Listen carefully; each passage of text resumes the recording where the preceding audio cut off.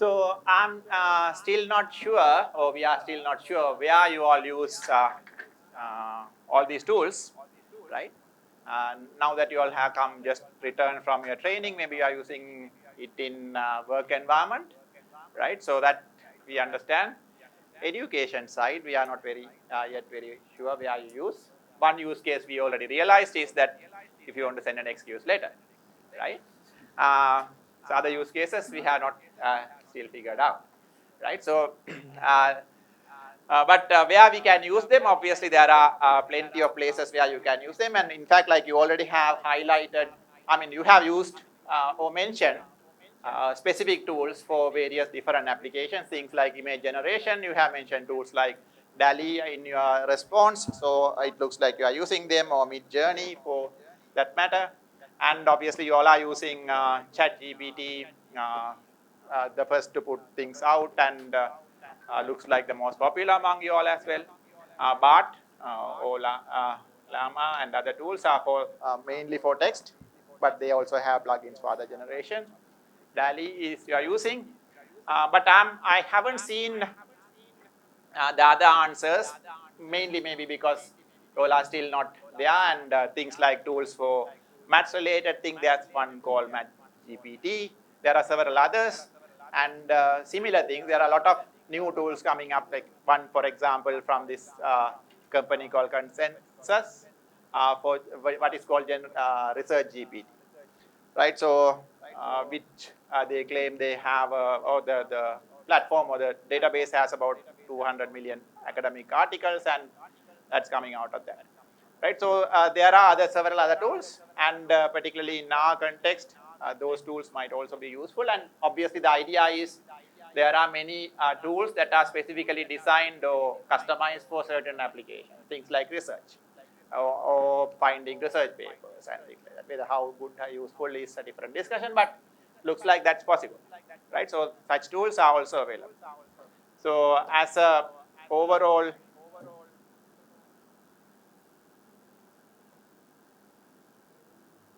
as an overall picture, we can do text generation, image, video, audio, code, models, data, and there's one also for avatar generation, right? So in addition to these typical use cases, these ones, things like, for example, the text generation can also be customized for research out, right? So such things are also possible.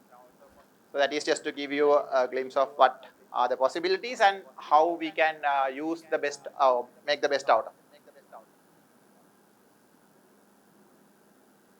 it. So let's move on now that we established that we are using them and there are these places where we can use. But what are the limitations? Again, I think it's the same, what do you call the Menti poll. I might have to move the poll to the next question. Let me do that.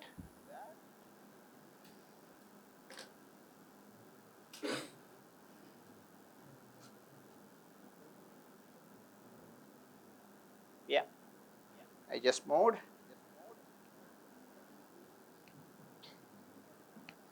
So it's the same code if you are using the code to connect.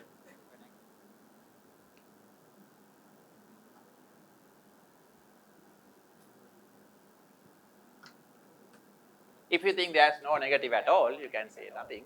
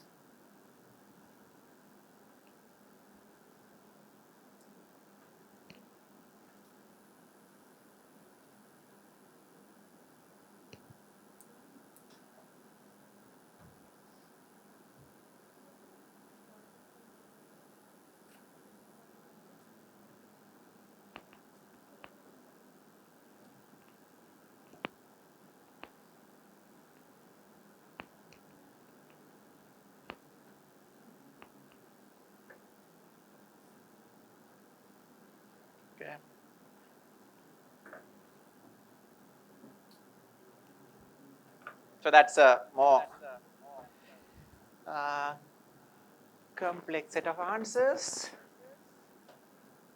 Still things like copyright, privacy stands out.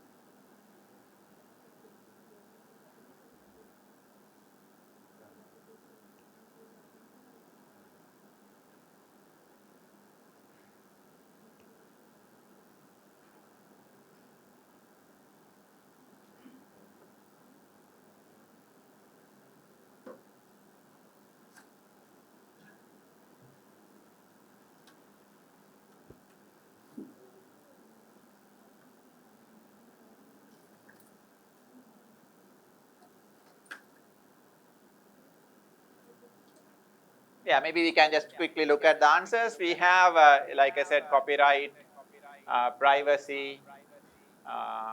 They have accuracy related, inaccuracy, low accuracy, identity theft, no privacy. Uh, Out of date, there are a few answers which are related to lack of up-to-date data, out of date, reliability.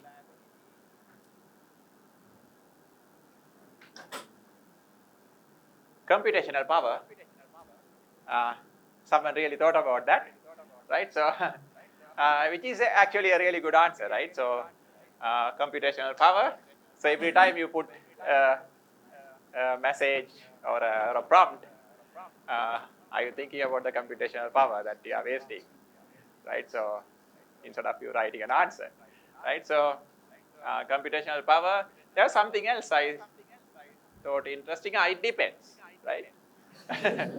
So, that's still here, right? So that's actually a very good answer, right? Someone who is so aware of all what's going on, right? So it depends whether it's negative or positive, and also, yeah, it all depends. Yes. Wrong content, uh, and also there are some plagiarism mentioned. I can't anymore see it anywhere. It has become smaller. It's here. Uh, so copyright issues and plagiarism, different thing, same thing. Are they same thing or different?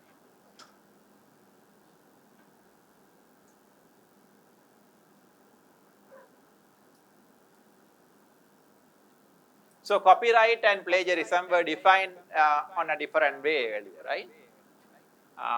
The definitions for those pre-AI coming generating content was defined in a certain way, right? Can those same thing apply to what's happening here? Is the question, right? Say for instance, okay, so you generate, like we'll take the same example back, right? So the example of you generating the email, and now you copy paste the email. Obviously, it's not something that you wrote, so therefore you are violating the copyright of who? The AI. So copyright is like somebody else's text you copy paste, use it, right, as your own, right? So usually copyright is associated to somebody, right, or some entity. So there are questions which are not yet answered clearly. Some of these lawsuits that are coming out, hopefully will answer these questions, right? So anyway, so that's one side of it, and then plagiarism. Yeah, so these things were defined in certain way, and we don't have clear answers, in my opinion, to those questions yet. So except for one or two who thought it depends, all others think there are limitations and negative things, right? So let's look at the same thing. By the way, they are also mentioned about hallucination. I later missed it because it has comes to smaller, wrong in outputs, outdated information and so on, right? So there are many others which are related to technical limitations of the tool itself, right? So in addition to the ethical limitations and problems, right? So they also there are nuances. So we will look at limitations and ethical considerations of using generative AI for your work in this particular context.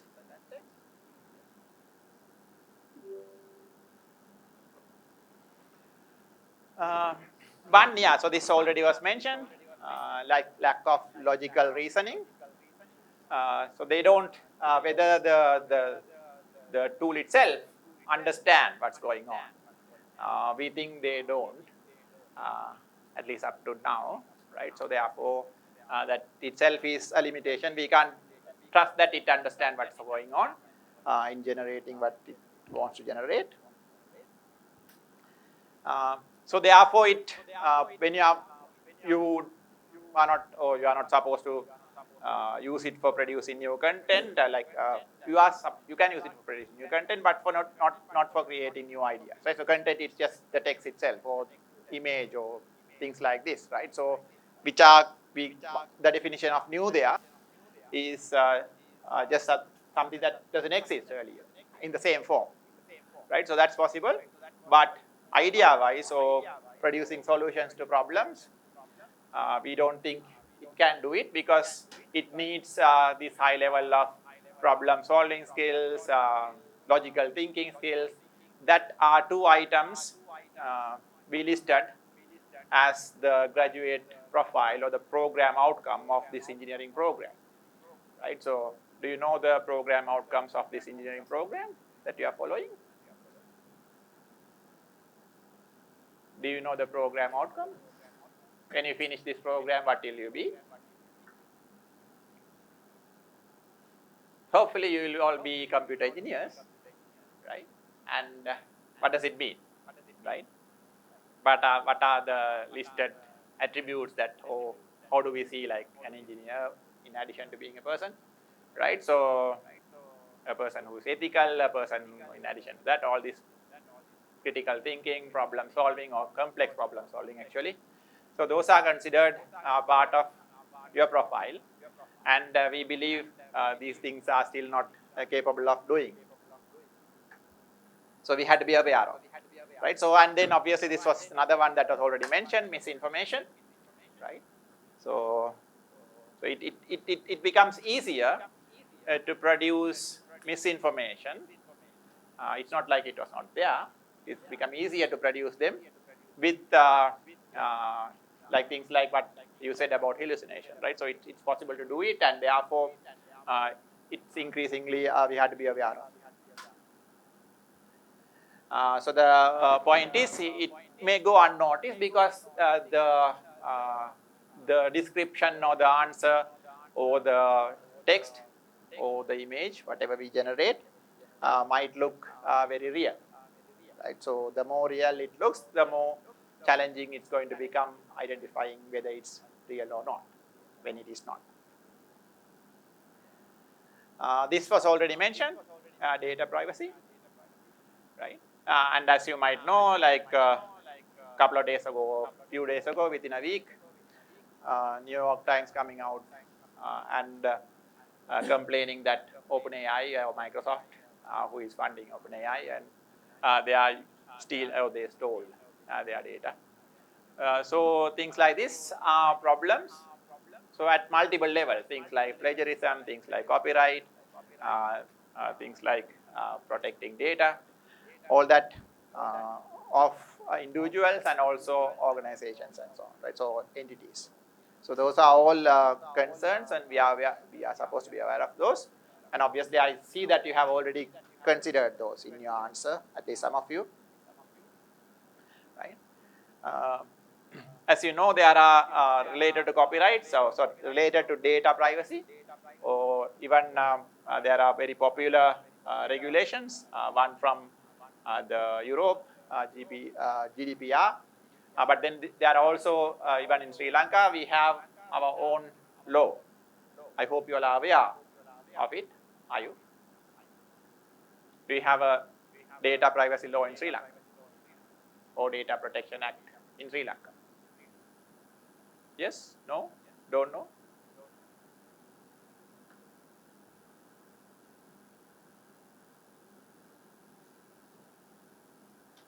I suggest you go and again ask a GenAI tool whether Sri Lanka has an act. In fact, we do, right? So you can go and look at it, although it's not very well practiced and implemented yet, but we already have an act, and therefore you can be sued and so on. And this again was mentioned, outdated, biased information. Outdated information is one, biased is another one, right? So outdated because we don't have up-to-date information there in those models, and biased because it would have been trained on data of certain group or certain type, and therefore there could be situation where minority opinion is left out, right? But that's again not obviously a new thing, right? So only thing is a tool like generative AI tool will not be aware that it is happening. We always do it, right? Democracy is about leaving out minority opinion, right? We are happy about democracy as human, but then we know we are leaving the minority opinion out. But a tool doesn't know, right? So that is the problem. Okay, so one more activity, this time an easier one, and you had to change the code. You had to scan again.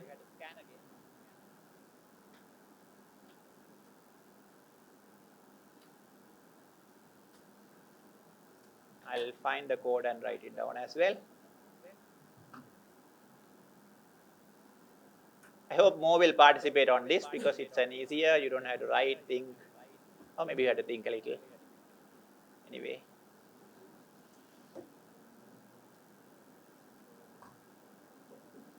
Not sure whether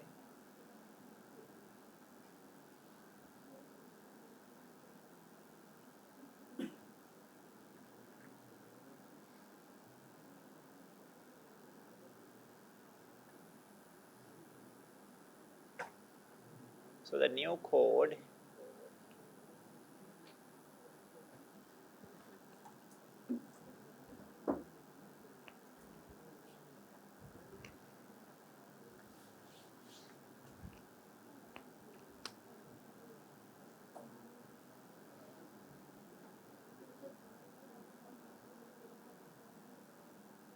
so that's the new code.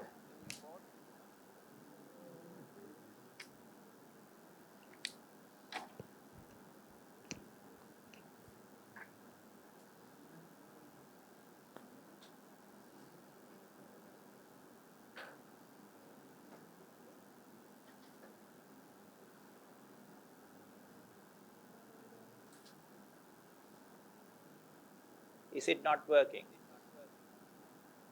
It's working. I don't see.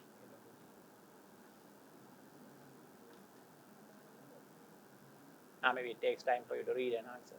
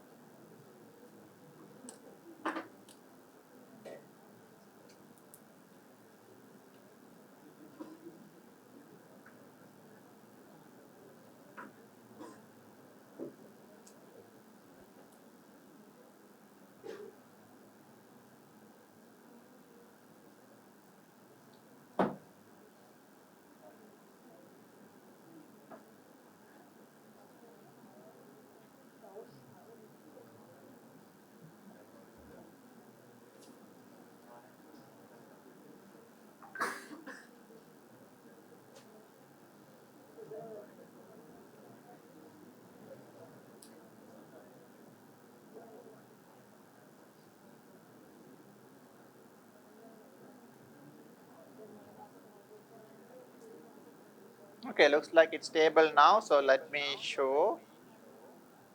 Which one you think is the number one?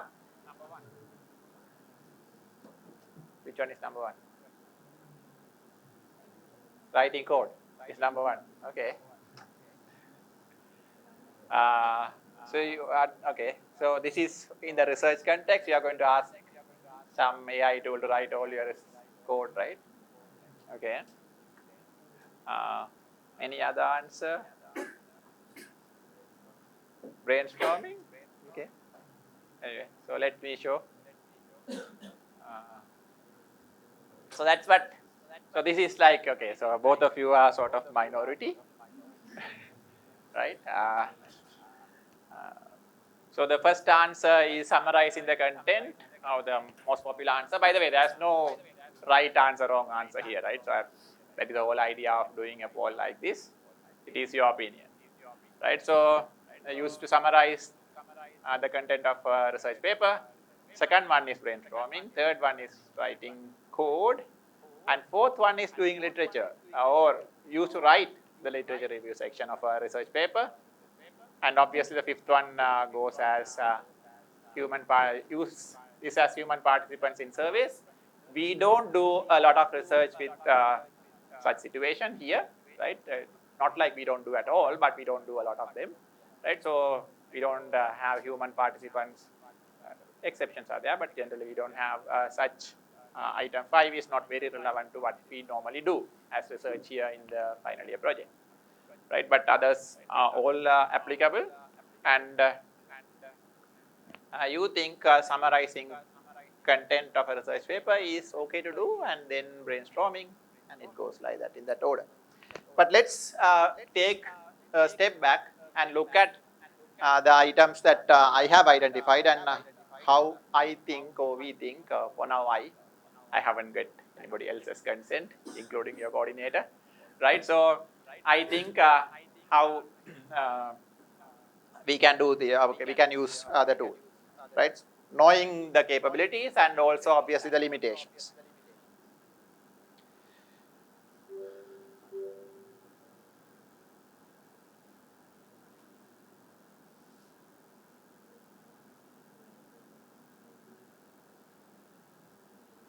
So I'm going to list them under best practices for using generative AI tools in research. So for writing, uh, it's okay. I think it's possible to do all this, or it's okay to do all this. Uh, Generate text for existing knowledge. For example, help in writing literature reviews, right? So it's okay to do it, I think, right? So we'll discuss towards the end whether all these are agreeable, right? Uh, so that's the first one. So things like the example, the use case we took earlier, knowing your sickness is an existing knowledge, generating a email is okay, right? Except that whether we have to worry about how much carbon footprint we are going to leave and how much water we are going to use to cool those places and all that if you are worried about, right? Okay.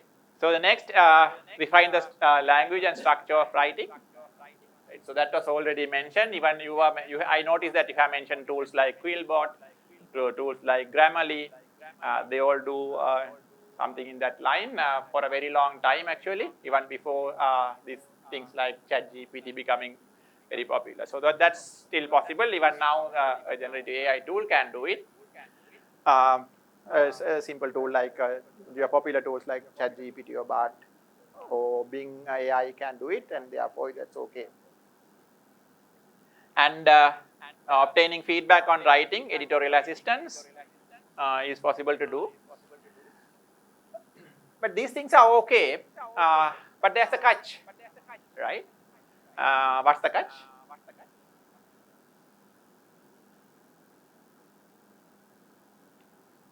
So if you're going to put all these things out to a tool and ask the tool to improve things, the tool will know what you have asked the tool to do, or the content, or the ideas, right? So the ideas, let's say you come up with a brilliant idea, an idea that can make you, I don't know, the most popular person on this planet or the most rich person here, right? And if you want a tool to improve the language and either give it to the tool and get it back, the tool is going to know that, know this idea. Know in the sense, right? So it doesn't really know, but it knows, right? So it's going to have the information that you put down, right? So that's going to still happen, but yeah.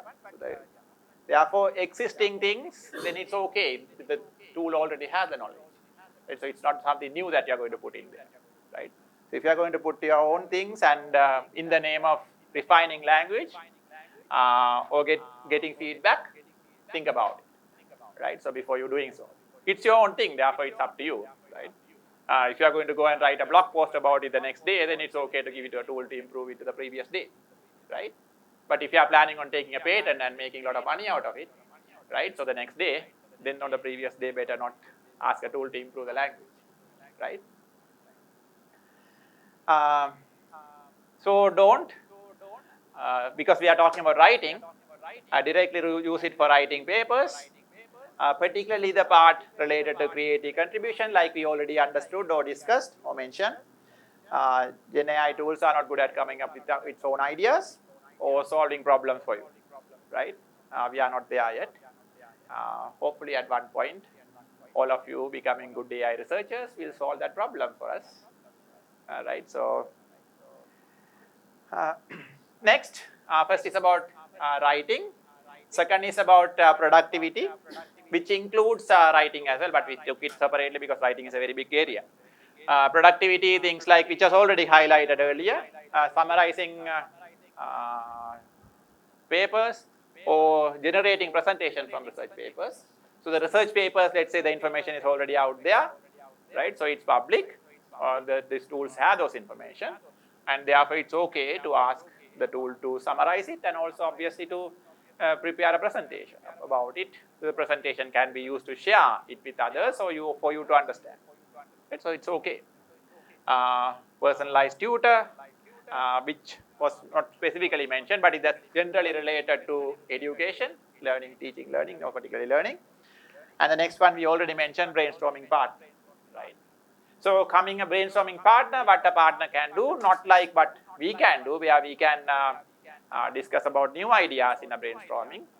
A tool like this can tell us more about what's out there, right? So what's out there, whether these sort of things were already thought about, right? So whether this sort of thinking has some coherence based on the previous coherent things that were done in the literature in the past. So assuming what it knows from coherent previous documents, ideas, new ideas, whether they are coherent, right? So again, like I said, use it with caution, because whenever you share this information, it's going to be in the tool or with the tool. So again, like for the same reason, if it's your own idea, then you putting it to a tool and asking it to improve is fine. Fine in the sense it's okay, it's your tool, your idea, right? So because it's your idea, you have the right to decide whether to share it or not. But if it is somebody else's idea, for example, we get situations as researchers, you are still becoming one or researchers. We get papers, articles written by other researchers to review, to see whether they are good enough, whether they have the right coherency, the right content, right ideas, and so on. So such things, obviously, we should not put them to a tool like this, because those ideas are not our idea, right? So it's not our own ideas, and therefore, if you put them to the tools, obviously what's going to happen, the tool is going to know somebody else's idea. It's like we take someone else's idea and give it to the tool, similar to the case that started a week ago between Microsoft and New York Times, right? So so that we had to be careful and better not do it. So I'm suggesting not to do it, right? So review papers, so grant proposals, those are supposed to be new ideas from other people, right? So you don't take them and put them to a tool and make it public, because when they are given to us, they are given in private, and they are given in the assumption that we will not share it with other people, and also we will not use them for our own advantage, right? So that's how the research community works. So that's not good, but I assume that's not like very relevant to you right now, but maybe some of you are already doing it for your supervisors or some organizations, so be careful about that.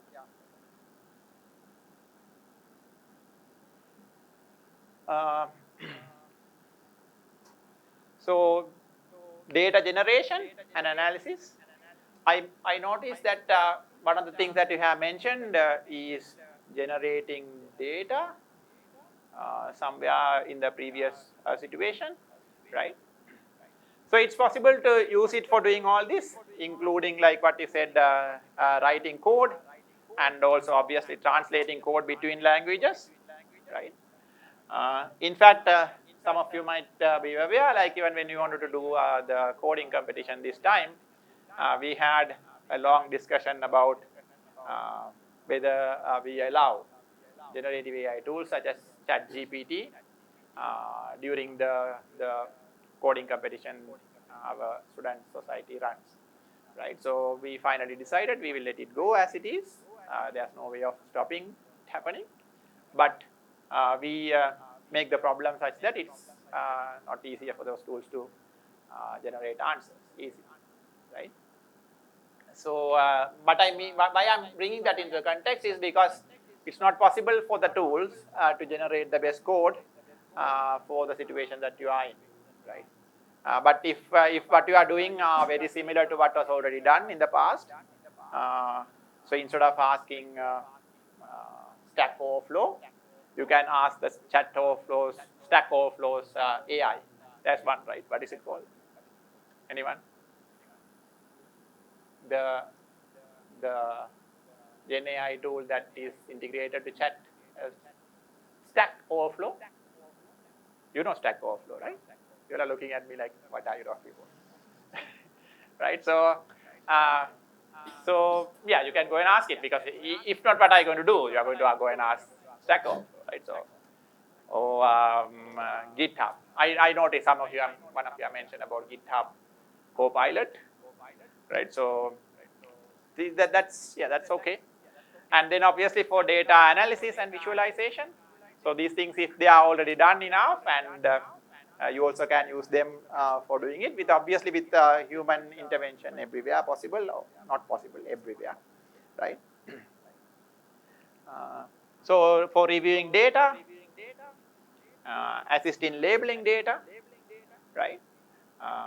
We also can use it for generating synthetic data, as long as the real data is clear to it, and it's very if you have the right understanding about, if the tool you think has the right understanding about the data. So this was already clear from the previous question I asked, the survey poll, on whether we can use it as a substitute for human. Obviously not, right? So we even realize, right? So we can't even use someone like Akila as a substitute to all of them, right? So because he was not representative enough. I mean, what I meant is, like, like when I asked him what was his answer is not the answer of all of them, right?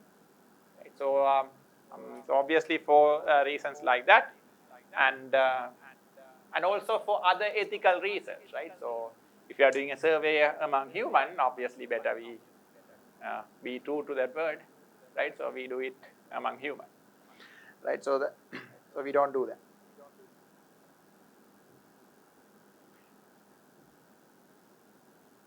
So how do we cite if you are using generative AI? We decided that, okay, we can use it. These are the situations where we can use it.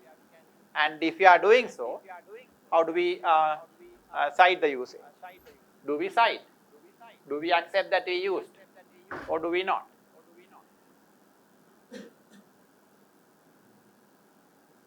Obviously, the answer is yes, you have to accept that you are using it, right? So like you did when I asked the very first question today in the morning, right? So accept it. So accepting itself is not good enough, right? So you also had to go beyond in a research context and cite, right? So cite references from where these things are coming, which tool you used, what you did, right? So how you got these answers, and have you verified whether this answer is right? all that you had to do in addition to just using, right? So in fact, like these popular citing tools and agencies who have prepared those citing techniques. So these are popular techniques that are used for citing previous work, right? So citing, the idea, are you familiar with the idea of citing and references, right? So the idea of references in a research context is the list of work that are relevant or that you have referred, right? So they are references, and when you are writing something based on those references, you will have to cite them in your text or in whatever you are writing, right? So you take the references and say, okay, so this reference I looked at it in this context, right? Um, so that is citing, right? So how you do citing, there are some styles. So these styles, in fact, have already prepared how to use generative AI tools for citing, right? So you can use them. Sorry that they are links, but what you can basically do is you can go and look at things like the American Psychological Society or Association, APA, or Chicago one or other guidelines, Michigan one, these guidelines, and also now other guidelines, they are all bringing up how you can cite GenAI tools or their references. So this is something that I'm putting out as part of the references I looked at. Don't list GenAI as a co-author, but it is not exclusive, meaning there are publication companies who have already accepted using GenAI tools as co-authors. Are you familiar? So there are publishers, you know, who publish articles, research articles. So they accept GenAI tools as co-authors. But what I'm suggesting you, like you that now you are doing this work, is don't use GenAI tools as co-authors, but obviously use them as we discussed earlier, and cite them appropriately as mentioned here. In fact, like I didn't go into all the details. I'll share this slide so you have those links, but you also can go and find, right? So different citing styles, how to cite the use of GenAI tools, right? So that is what I recommend you doing.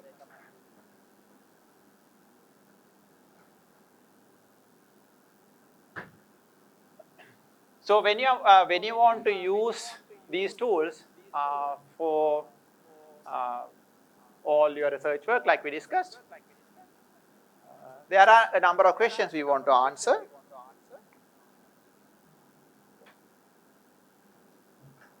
So which are, first one is what data, model, computational requirements fits to your research question, right? So, and next one is the cost of using. So like I said, if you are going to do a research, you are starting a research and you are going to do literature survey, there is no point of going and using Midjourney for doing it, right? So it's like a very different example. But like I said, maybe you should use something like the research GPT to, right? So to find the right tool, there are different tools which are customized for different requirements. So find the right tool and identify, and if you are going to use it in your either as part of a research productivity writing tool or as part of your research, right? So you have to consider the cost, right? So whether it's open source, whether it's subscribe, whether how much it costs, whether you can have an API to it, and so on.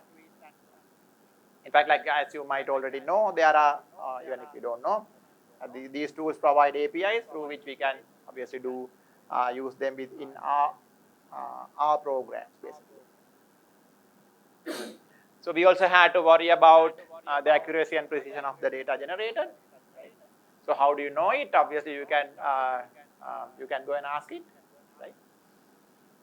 Whether it's accurate and the generated data is accurate enough. Obviously not, right? So you have to ask yourself or ask another expert, right? So or go and look at other previous work on the same topic, right? So this I already have mentioned earlier as well. think about the data you enter, right? Not only the ideas and all that you enter, also the data that you enter, right? So earlier I said it's okay I missed to mention that there as well. So somewhere here, yeah, so the data analysis and visualization, right? So this, I said it's good to use it. But then the data that you have, right? And if the data that you have represents something new, we can derive some new knowledge from this data. You have to decide if it's your own data, you have to decide whether it's okay to put it, give it to the tool and make it public or make it accessible for others. So think about the data that you enter. So these things we already mentioned earlier in different contexts, for the like from your answer and then later the list of things I highlighted. So be aware of the content because it can be of ill quality, outdated, biased, blah blah blah, all that, right? So other things like, and it's not going to be maybe ethical because of the privacy concerns, the copyright concerns, plagiarism and all that, right? So because of all that, it might also be unethical to use it. So you have to consider these items before you deciding to use the tool.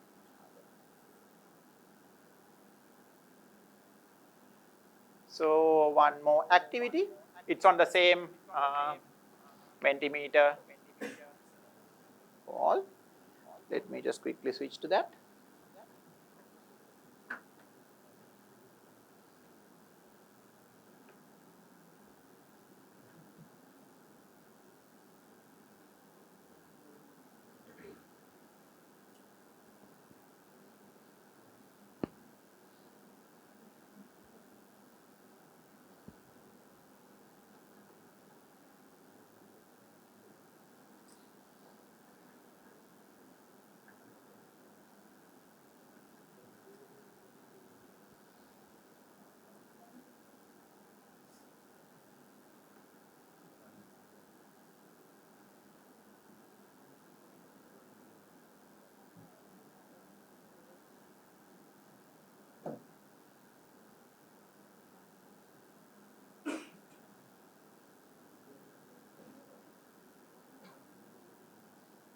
That's not really a poll as such. Actually, it's like a question where you have an answer.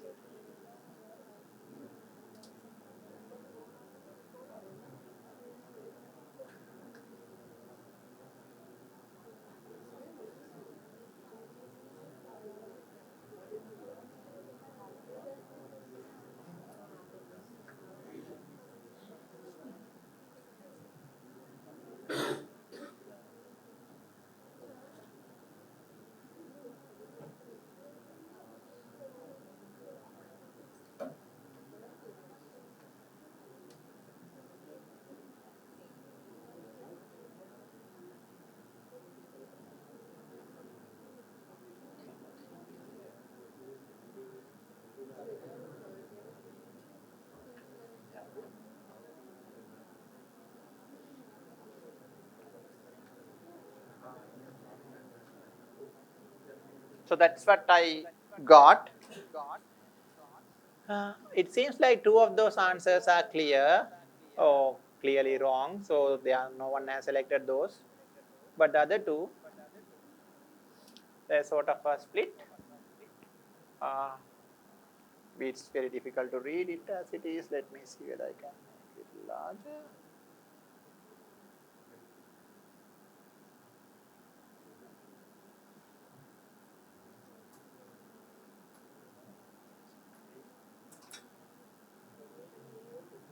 So I'm changing the size.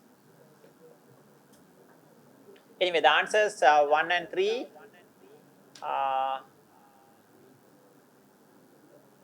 given. 3 has more popularity, as you can see, and then 1. So which one is more right? 1 or 3?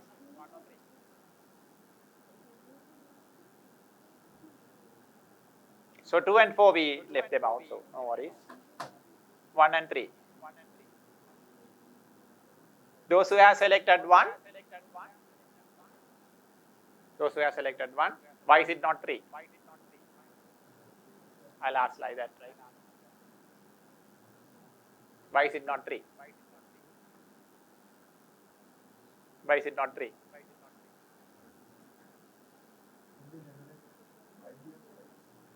Talk louder. They can't generate new ideas. Okay.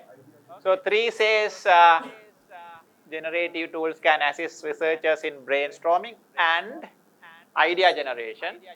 So looks like it cannot generate ideas, and therefore not 3. So someone who said it's 3, why is it not 1? Why is it not 1?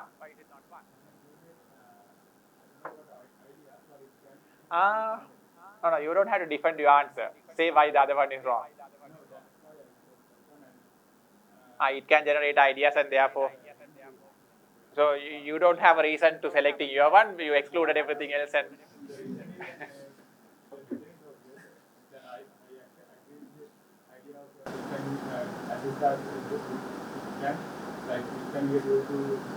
brainstorm.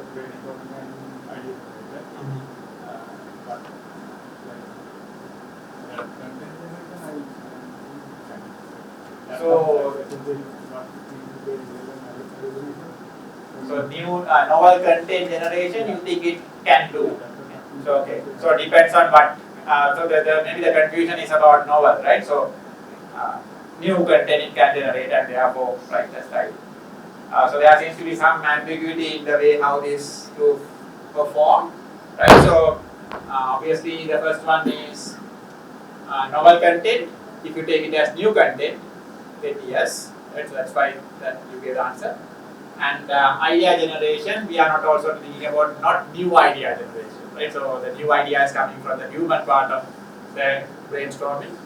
So as you can see, like there is some confusion, but it's good, right? So we can understand what it is, but yeah, so depends on the context, depends on how you look it.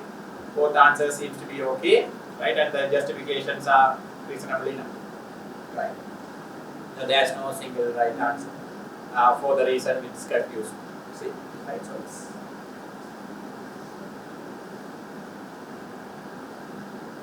okay. So let's look at.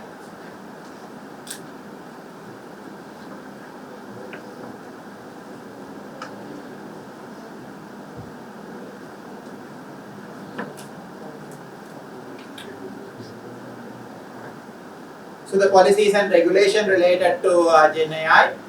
In fact, like at the very beginning, I mentioned a bit about it, the introduction, but let's go into little more details and understand about these policies now and regulations. Now that we understood its capabilities, its limitations, what it can do, what it cannot do, and where it can mislead us and where it can put us in trouble, right? So it's possible for us to come up with some ideas on what sort of policies and regulations has to be there. In fact, as a university, we are also working on something similar for the university for everyone, teachers, students, and administrators. right? So how we can use it and how we can use it to the best, and without getting us into trouble or getting us into awkward situations.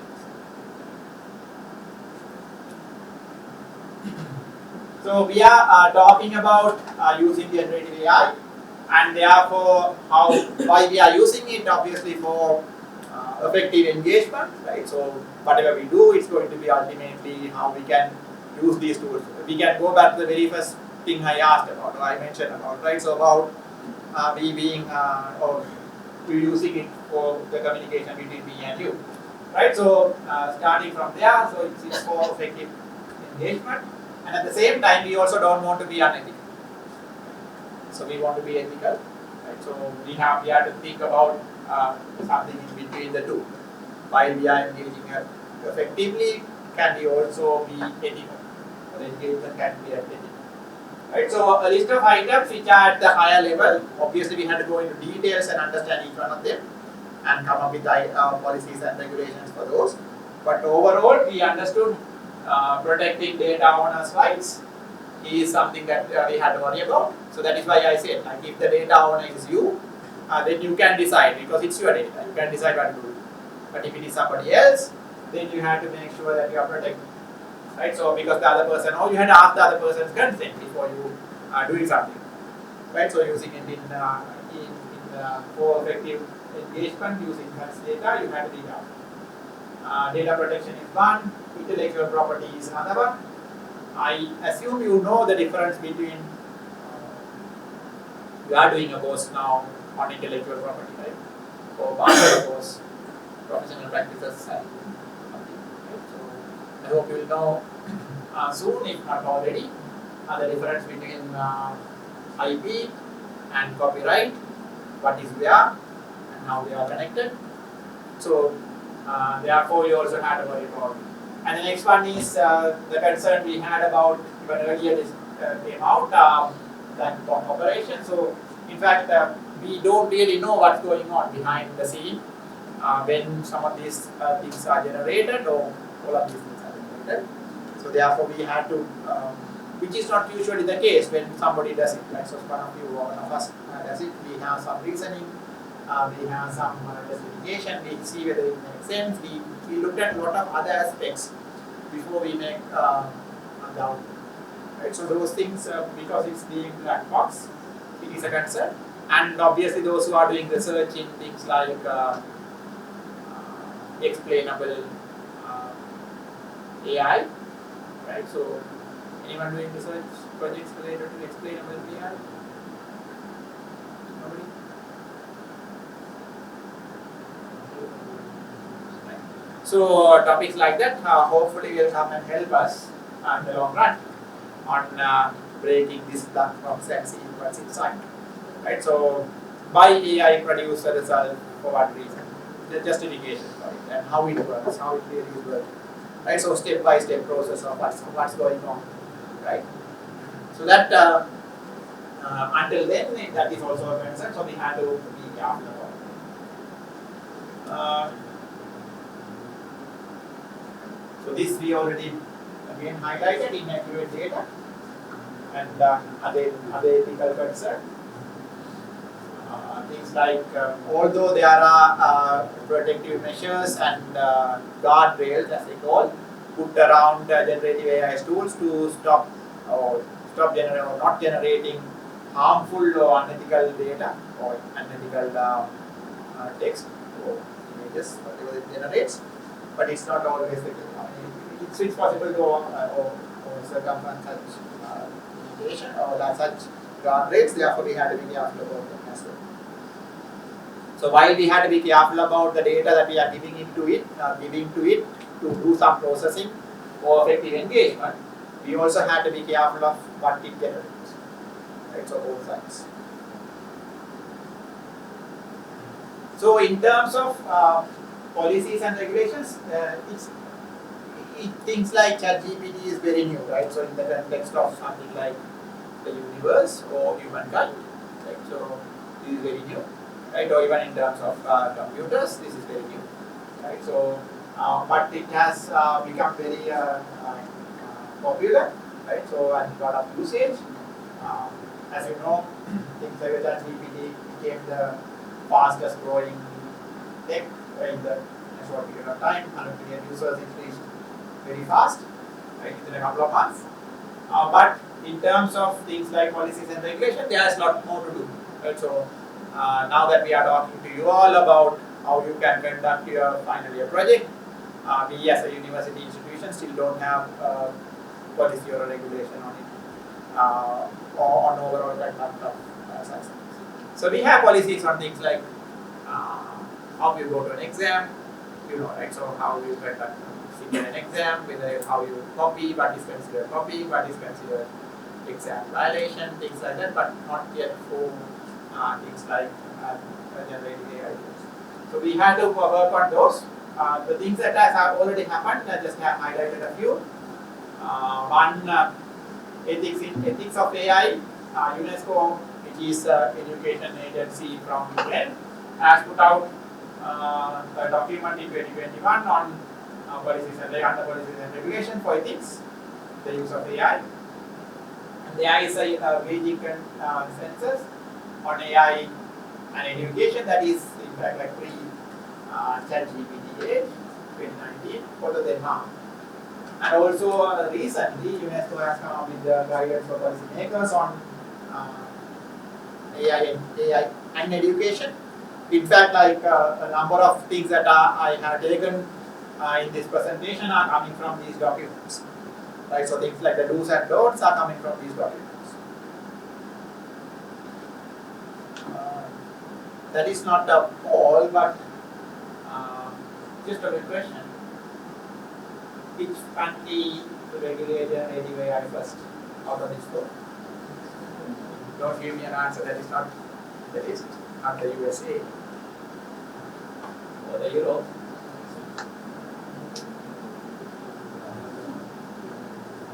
Which one? Those who think it's China? Those who think it's Japan? Russia? Sri Lanka? So in fact, yeah, it's China, and maybe it was already mentioned in the previous slide, right? So they are the one who regulate generative AI first, and then others. In fact, like only a few other countries have done it up to now, but it's still happening. Things like Sri Lanka is also working on it. We are working on policy framework. We are working on awareness. We are working on various other aspects. How we can use things like generative AI or AI to do economic development or come out of this economic SDI. Right? So those things are also happening. Right. So one other interesting and more useful topics for you all is how do we assess when you are using AI? Right. So this is coming from again a recent article published or about to be published on what is known as an AI assessment scale or AIAS. So what it lists down are different levels at which we can assess. Assess meaning like give marks to you, right? Let's do something. So assess when we allow you to use AI as part of part of your work, right? So now that we sort of established, we are going to let you do certain things, so a large number of things using AI, generative AI, for your research. We have 421 and 421 5 projects. So which level are we going to do it? So obviously it's not going to be one. It's not going to be one. Right? Why is it not going to be one? If it is one, we are going to tell you no. Don't use it. Everything is don't. Right? So that is not what we decided or what I highlighted. So it's not one. So is it 5? On the other extreme. Full layer. I'm going to let you. In fact, like, what do you think will happen if I do 1? 5, right? 5 and 1 are connected, like the infinity and 0 are connected, right? So if we say, okay, don't do anything, you'll do everything, and we'll say you didn't do anything, right? So, so yeah, it's not also 5. It's not 1. So it's going to be something in between the two, the other 3. In fact, so to answer that question, I'll ask you, right? And we'll decide based on what you are giving as an answer. So that's going to be the next poll. I assume it's going to be still the same number. Let me just quickly check.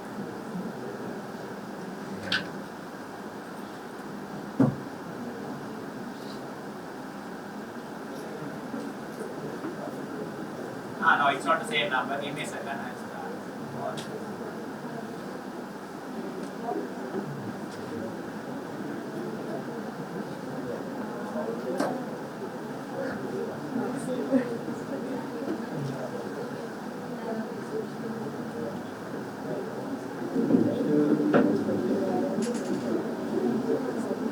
Yeah, we only have the new wall. Yeah, but the code for it, for those who are looking for code, that's it.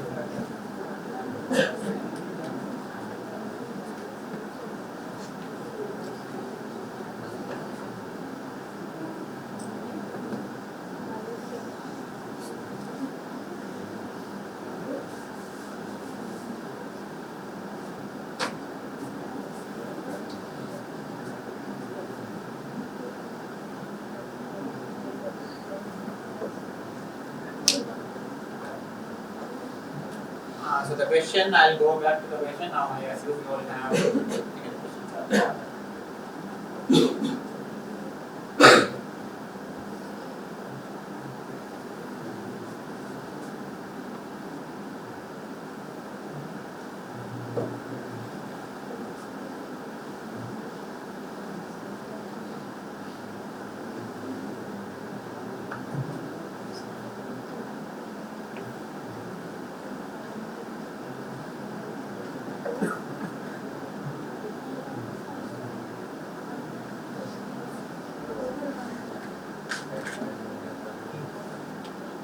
So vote for it if you want it. If you want the full AI, vote for it.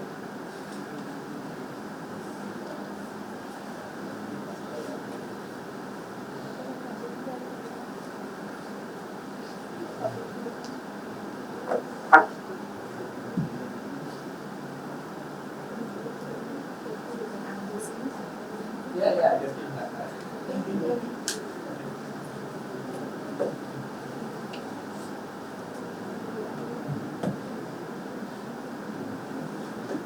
I don't see many online yet.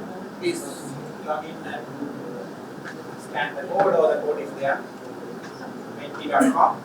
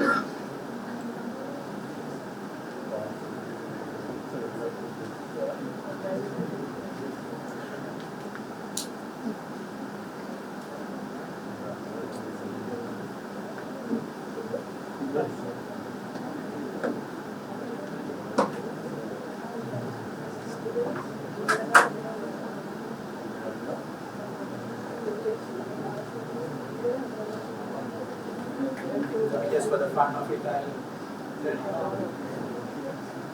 why it's happening.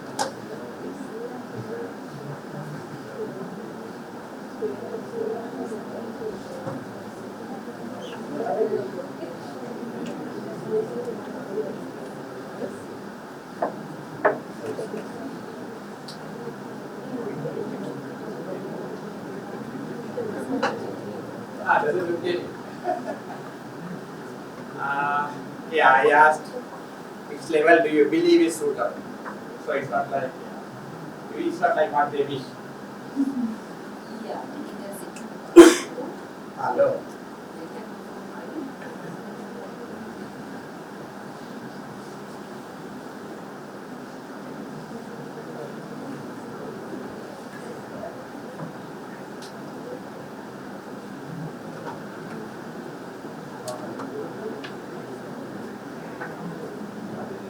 So obviously no one wants no AI, right?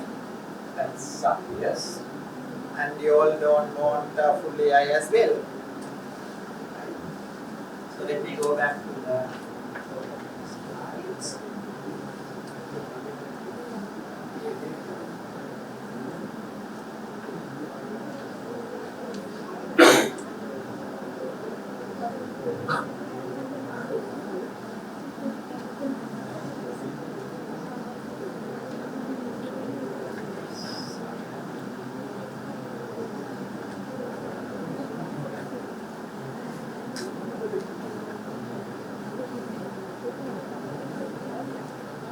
So as you are still voting. Pretty much changing, so I'll take it as the final one. So you have voted for AI assisted idea generation and structuring as the first one, which is here, right? And the second one is editing, third one is, so we are going in that order, right? So except for 0.5, editing, and then the next one is task completion. So you are given the maximum to 2, then 3, then 4. Right? So that is why the modifier is concerned that is not genuine enough. Is it what you really want? Or is it what you think that we will give?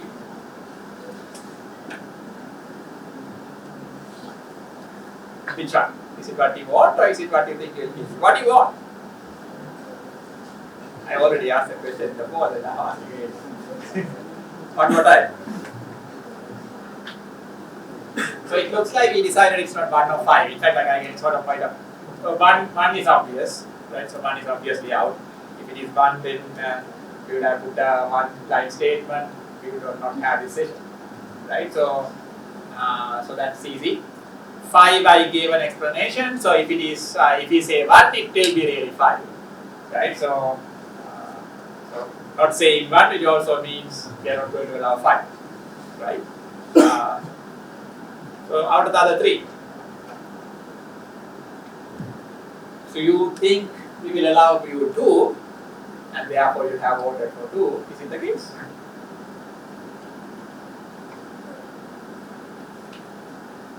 Which one did you vote? Second. Why second? Why not the third one? Why not the fourth one?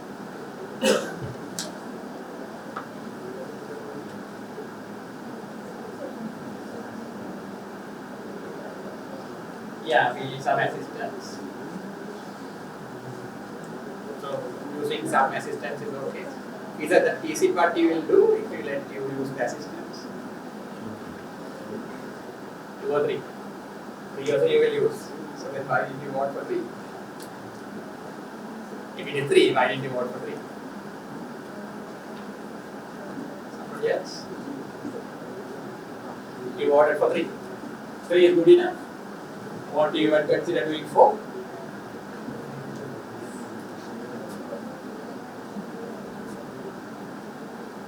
So let us, we didn't go through the other 3 items in detail, maybe I should have done that earlier, right? So 2 is AI assisted idea generation and structuring, but no AI content is allowed in the final submission, right? So that is 2, right? So 2 is going to be, you can use generative AI tools to brainstorm, come up with structures, come up with ideas, or put them together. But whatever you write and submit is on your own work. That is 2, right? That is very similar to what we are expecting you to do without using GenAI as well. Right? So you don't copy paste things from search engine, whatever you are getting, or from some other website, somewhere else, somebody else's thesis, right? So we follow what is known as ethical practice, including things like citing, referencing, quoting, all. So that is like when you are submitting your work, it's going to be considered like your work. So what's the difference? So if the other, like if you can we are writing and submitting something, a proposal or a report or a paper, right? So usually what you are going to do is you are going to write something as a group or individual, and then you'll submit and you will put you as authors. Okay, we are able to wrote. What it means is everything that is in the document is things that you wrote, right? And the copyright is yours. Which also means if you are putting somebody else's text in it, you have to specifically say it. Right? What you can do if you put somebody else's text, you have to say, okay, you have to put it in code, saying this is said by so and so, this is what the person said. This is what the person said, right? So another person. That is what the normal situation without generative AI, right? So then something like 2 makes sense, taking the generative AI part out, but concerning other people, other authors. Right? Now that we have another author, right? So another author who is not a person. Okay, that's the situation now. So in a situation like this, if you are not concerned that New York Times will come and sue you, right? So can I just put it? Nobody's going to know, right? So 2 is not putting anything right. Everything you write, the way how you do it now, or how you were supposed to do it now, or in the past. So 3 is AI assisted editing. We already discussed about it. In fact, if you think about the do's and not do's or don'ts, I listed. In fact, I went beyond. Right? I suggested you can do certain other things, not just structuring and brainstorming. Right? I even suggested that you can do literature survey using it. Right? So, which is if you do literature survey, if you come up with something there, right? So it's not like, or even if you correct the language, you put something in and ask for it to correct it and give it back. It is not 2. It is more than 2 because it has you gave text, yes, but it corrected and gave you another text. Things like using Grammarly is very similar, but not in that context because it's correcting only part. But something like Grammarly Go, which is a generative AI from Grammarly, it does complete generation. Okay. So, so 2 will not satisfy those requirements. So it's not 2. We'll give you more than 2. So now it's between 3 and 4. So 3, assisted editing, is what I mentioned a little while ago.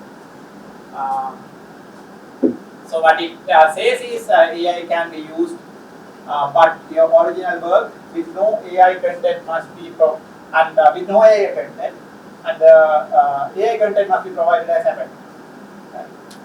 So 3 is AI assisted editing, which means everything that you write, give it to AI, you can get itself to edit, and you can produce your report, which is polished by AI, but everything that you wrote.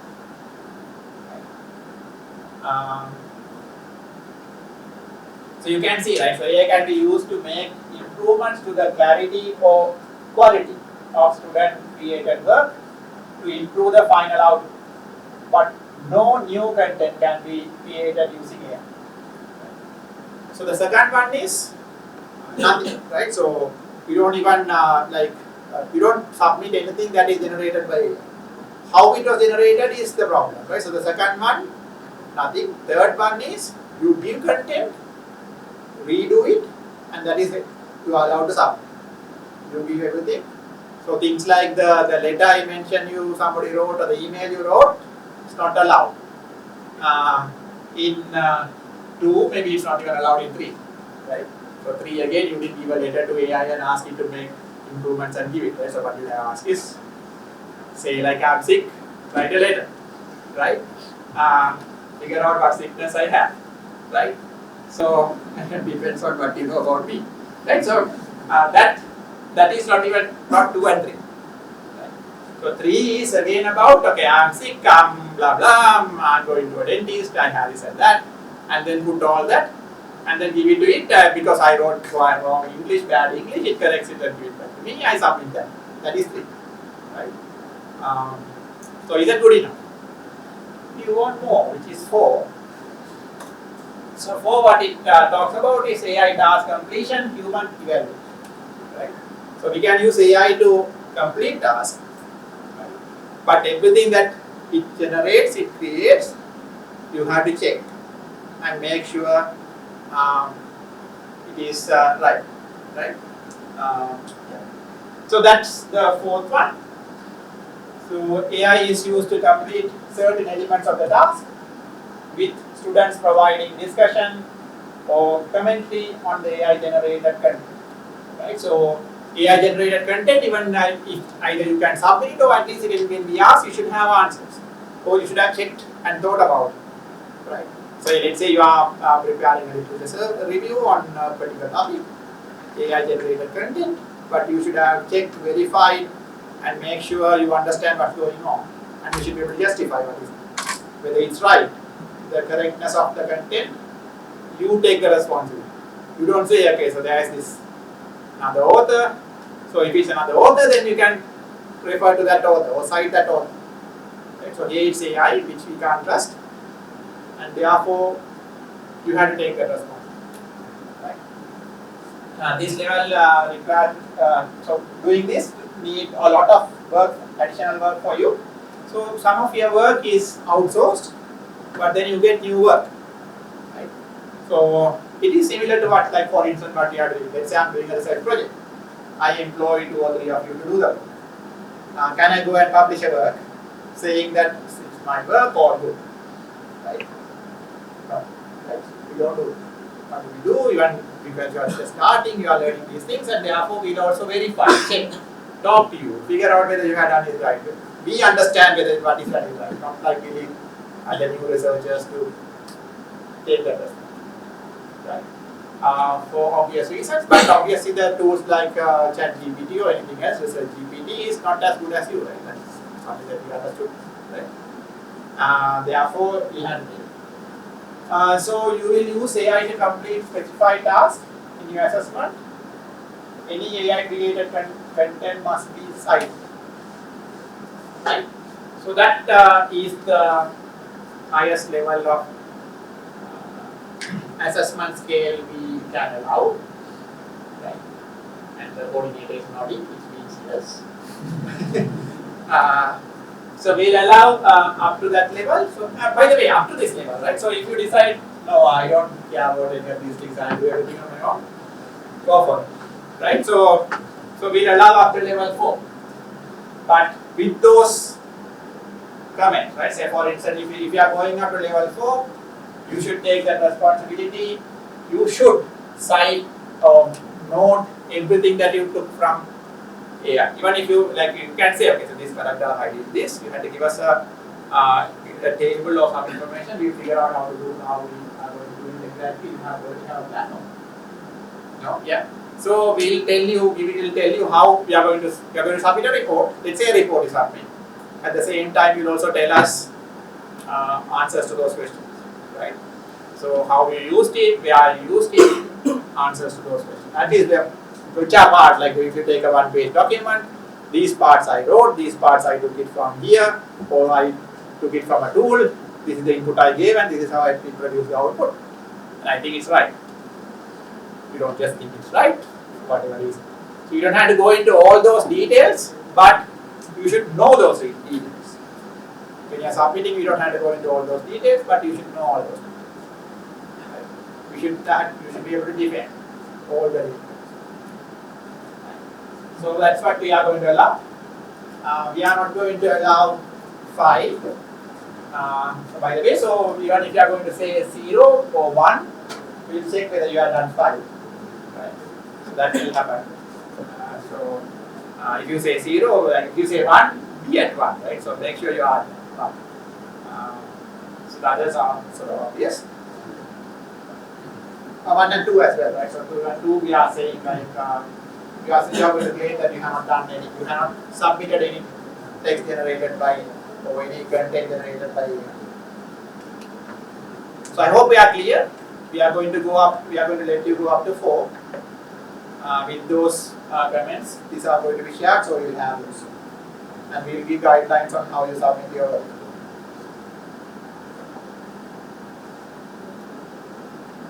That's going to be done. Okay, this is just for fun. Can you guess?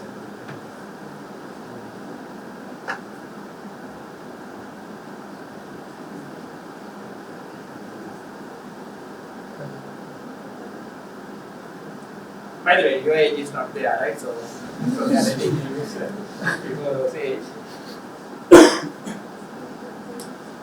Shade thing is right.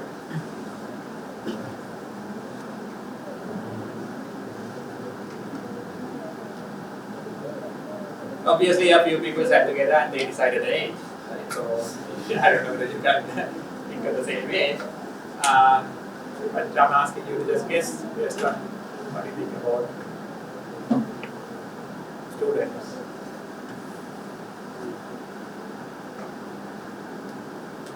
Any answer? 13. 13. Any other answer? 12. Okay. Yeah, I mean the reason why it's between why it's 12 or 13 is up to our imagination. So it is 13 actually. Right, so let's move on to the last topic, which are some examples. In fact, like we started with examples, right? So you gave a lot of examples. I don't think I had to come back and give you examples again, but just for completion, let's talk a bit about examples and then close for some discussion. So, so the tools that are available to you, particularly I assume you all know with your Microsoft Office license, the university has an A3 or some license. With the license, they provide Microsoft 365 Copilot. That's what they call it now. The new name, Bing Chat and Bing AI, different names are. So this is available with the 365 license. You all have the Microsoft 365 license. Yeah, should be available, right? So if you are using it, the Office license is available to all the students and teachers. With that, because why I am talking about is this is coming for free for you because the university is paying for it. The university is paying for the 365 package and the Copilot or the Microsoft AI is coming as part of it. And if I'm right, this AI uses something that is coming from the same ChatGPT, OpenAI. OpenAI, or it's an interface to OpenAI. So basically ChatGPT. But then there are others. So generating code, I already noticed that at least some of you are using GitHub Copilot. I missed to include, and also this is coming again free as part of the student developer package that you will have access to from the university. The department has a institution or whatever called subscription, and with that, the GitHub Copilot is part of it. And I also mentioned something in the same line. Although I have not used, there is the Stack Overflow has its own generating AI tool. I have not explored how it works, from where it's coming, those details, how it is trained. Anybody who knows about it? You are not aware. So Stack Overflow has developed its own. I'm not sure how it works in details, so you can explore that as well, which is obviously related to mostly the coding problems, like how Stack Overflow works. And then there are others. These ones, some of them you already know. You already mentioned about ChatGPT, Bard, and concepts I have put here because I already mentioned about Research GPT, which is coming as part of ChatGPT or a customized version of ChatGPT, which allows you to do literature review or research papers. So consensus is a tool for archiving the abstracts or the indexing of research papers. And like I mentioned earlier, it has about, they claim they have 200 million papers, and it's a pretty useful tool. And I don't have to talk to you about Philbot and Grammarly, so those you are already familiar. So these tools have their own Grammarly, and they already have their own AI version. Say like I said, Grammarly has Grammarly Go, so you can use those as well. But they are mostly focusing on correction and also paraphrasing. And in fact, they are also used now. The Grammarly Go is also used for generation. So these tools are there. So just talking about examples, I'll just tell you quickly. Say for instance, if you are going to do something like literature survey, right? So what you can do is you can use a tool like ChatGPT to do brainstorm, right? So like this, right? So because ChatGPT knows a lot of it has a wider coverage, and therefore you can use it for brainstorm. Come up with different ideas, you put your idea back and forth, so you can do that, structuring things. And then you can use something like consensus or consensus as GPT, which is called research GPT. The unfortunate thing is things like research GPT is part of the ChatGPT Plus version, right, which is a paid subscription. Right, so research GPT, where it's going to go and look at research papers. So when you have the idea, then you can go and find research papers, a group of papers, how you can put them together using something like research. So just to give you an example, something I was like trying last night based on a discussion I had with somebody. I can just quickly show an example. Yeah, so okay, so don't have to worry about the topic. This is about you can see the topic, nothing to do with what I'm doing, but monkeys destroying farms is a common phenomenon, right? I'm trying to do a literature survey on possible solutions can help me. So I'm being nice to you. Right? So and then I can like keep on going, but so this is like what the ChatGPT Plus. I believe ChatGPT does something very similar. The 3.5 version. This is the 4. But what I was going to show you is then I can also go to use this brainstorming ideas and take something forward and go to a tool like the research GPT, which I have somewhere here. It's called consensus now. Right, so this tool, which is coming, as you can see, part of the ChatGPT, they call it now. They are calling it with their company name, but earlier they were calling it research. Right, so they have a lot of papers.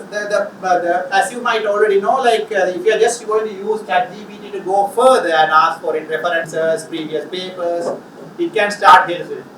So it can start giving papers which are related to elephants and farm and come up with monkey example, a new paper, right? So it can do all that, as you know, right? So but then that is stopped in this tool, in this one, because it only looks for research papers within this 200 million papers. Right, so not outside. It's not coming up with new papers. So if it's going to cite a reference, it's going to be one of these papers. So that way it's good. By the way, I'm not claiming that all these 200 million papers are good, right? So they are published papers, and if you know some research, you know a lot of papers that are published. Yeah, I'll not use any word, right? So yeah, that's the idea.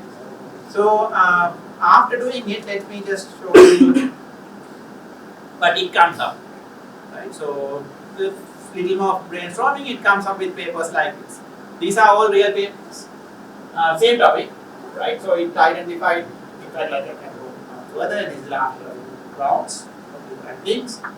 So it comes up with a list of papers on different topics or different themes in which things like how you deter monkeys from damaging farms or agriculture crops, right? Traditional methods, different type of methods. Behavior and methods, technical solutions, things like sensors, IoT, and all that. That's where my interest is there. Right? So, and all these are real papers, right? So they come up with proper papers, not like the open. So I'm just giving you an example how you can use multiple tools, right? One after the other, not just stick to one tool, and put them together to come up with proper work. So here I'm just talking about literature survey, but it's not only literature survey that you can use it for, obviously. We highlighted several other places where we can use this. So that's an example, like a few examples plus a real concrete example on how you can use it. Just one or two tools. But you can obviously think of more tools. So just to summarize, using AI tools for research is generally acceptable, even here. So, but don't solely rely on AI generated content. Always verify for copyright issues, which is sometimes difficult to do, I agree, but yeah, so copyright issues, and you have to be aware of those issues that you already discussed. Validating is validate and make sure it's accurate. And you also remember that the output that it is getting is from the input that it received, similar to mostly all of us, right? So, but not as good as us, that's the issue.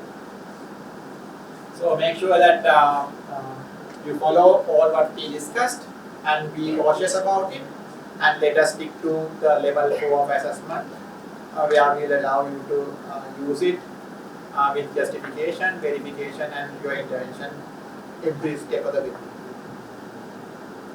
So these are the references I use. Like I mentioned, I have used references related to those citations, plus some other tools, and I have obviously used ChatGPT plus, Research GPT, all that to brainstorm the presentation I prepare.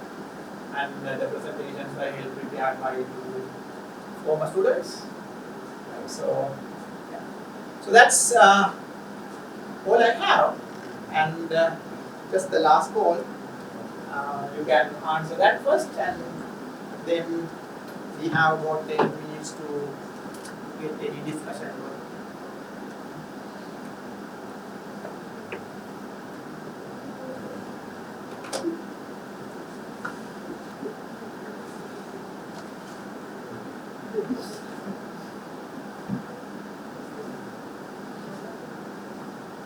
It's the same code, which is there, 1662 78.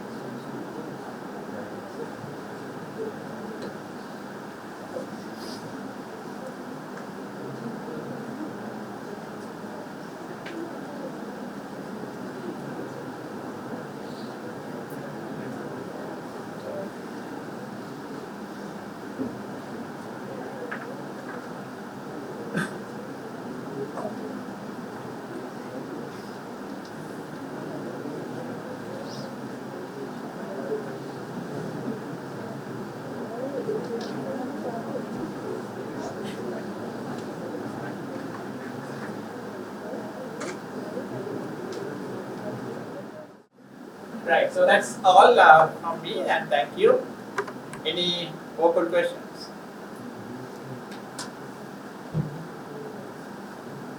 We go back to the questions.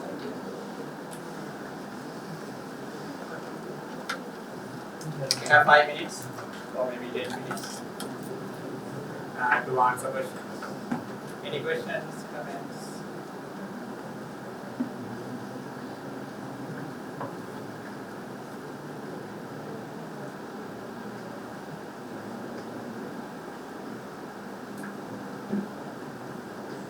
So have you all finalized your research topics? Anyone who have not finalized yet?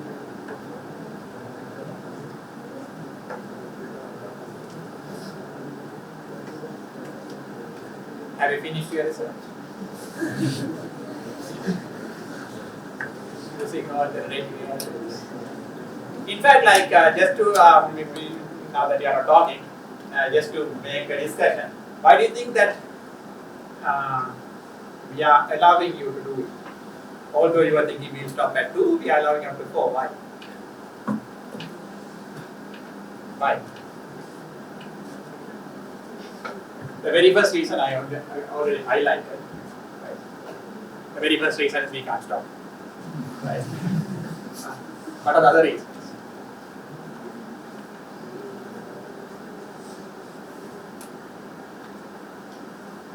Right.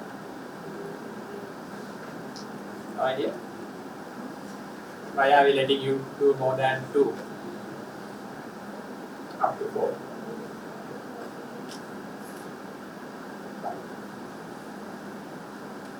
Right.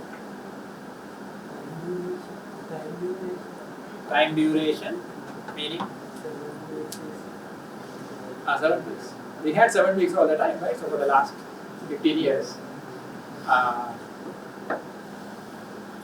Okay, what you're trying to say, it makes some sense, but can you rephrase it? What are you going to do with it? So, okay, we can be more productive, right? Can you all be more productive?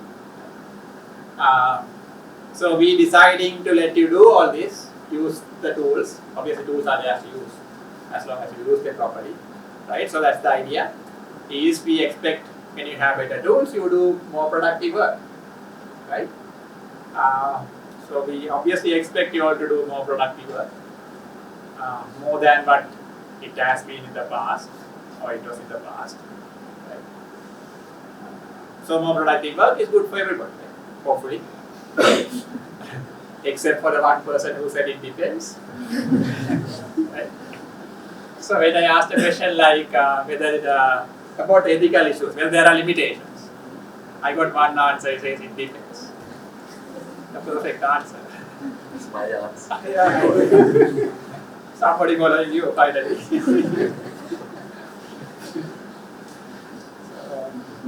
So, Roshan, I have a question. So this is something that Pradeep was asking. So now the concern is, if we allow them to use this, what will happen to that example that you are using, that email as well? I didn't show them the example. Okay. How do I know that it's an example? Okay. The question is, will their writing level or English knowledge, will it go down, or will it improve, or it remain the same, or what's the isn't it a concern? You're asking them. I'm asking you. They can say it, right? No, we can ask them as well. What did they think? So you ask me, we'll ask them.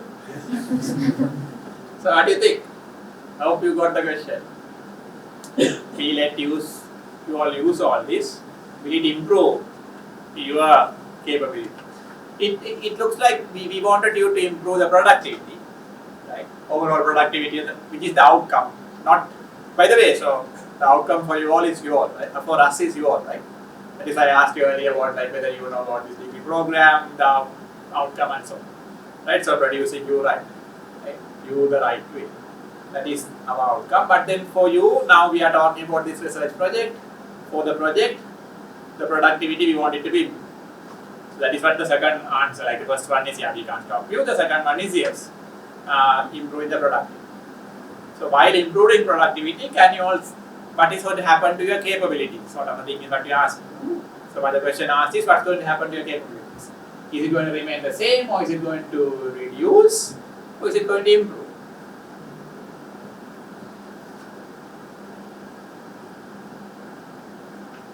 What do you think?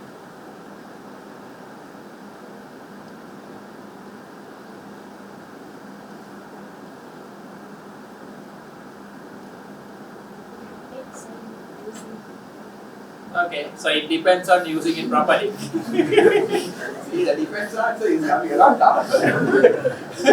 Now that I declared I like it. So it depends on you using it properly, right? Jokes aside.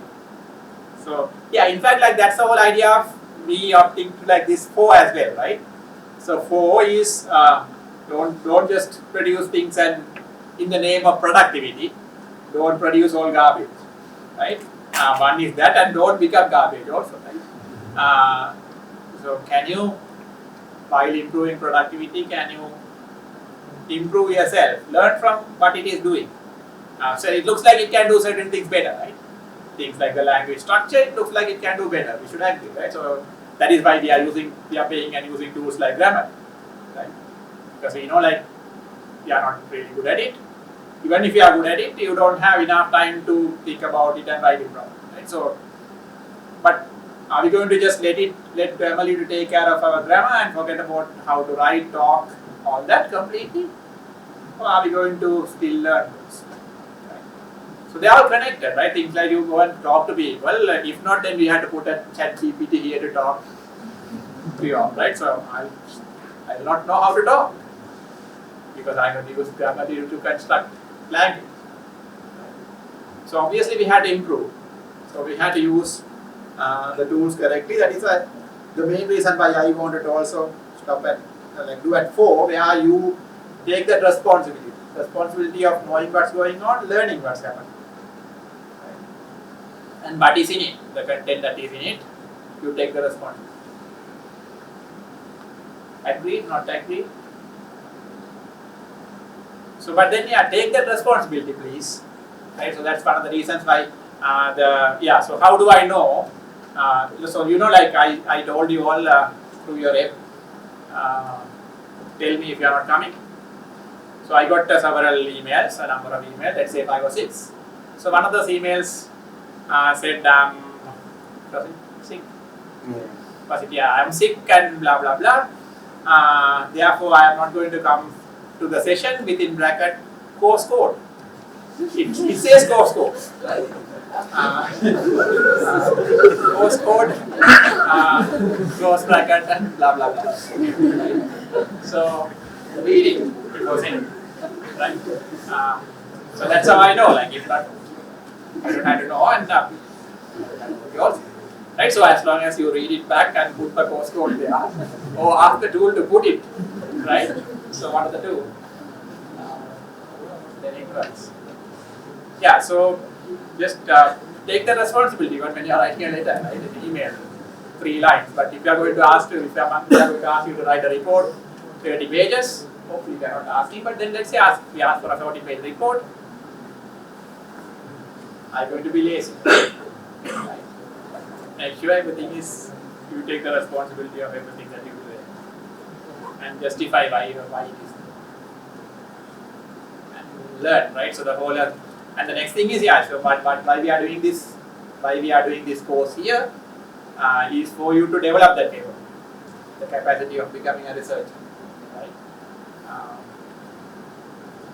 The definition of what a researcher is, what the capacity of researcher is, obviously changing with time. It's changing a lot during this period, right? So let's not go into all that philosophical discussion right now. Take the best out of it, while not losing the expected capabilities. By the way, we have not changed your expected capabilities after the generative AI tools have come out. They are still the same. So we still expect you to do the same thing that we expected E10 batch or E13 batch or E14 batch.